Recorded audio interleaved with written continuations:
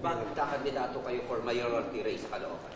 Unang-una, talagang may pangangailangan. Yung Caloocan ay isa sa pinakang atrasadong syudad sa Metro Manila, pinakamaraming mahirap, sa ating bansa ay nasa Caloocan.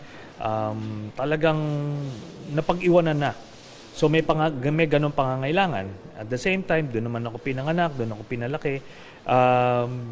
Ngayon, nagkausap-usap yung aming grupo at tayo ay nahikayat na bigyan ng konsiderasyon yun. So, pinag-aralan namin the past few months yung mga ibang circumstances, ibang factors.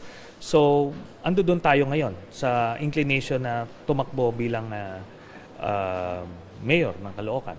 But sabi ko nga, the formal announcement has yet to come. Bali, sir, pahinga muna tayo sa Senado, pero hindi po ba natin siya tinatalikuran? Like, for example, pwede naman tayong bumalik pa? Only time will tell, kung babalik tayo sa national politics. But part of the reason siguro na medyo na burnout tayo sa national politics the past 6 years, matinding bugbogan nung nakaraang administrasyon. So, tingnan natin. Anyway, nagawa naman natin yung mga kailangan gawin when I was in the Senate. Ngayon, bagong form of public service.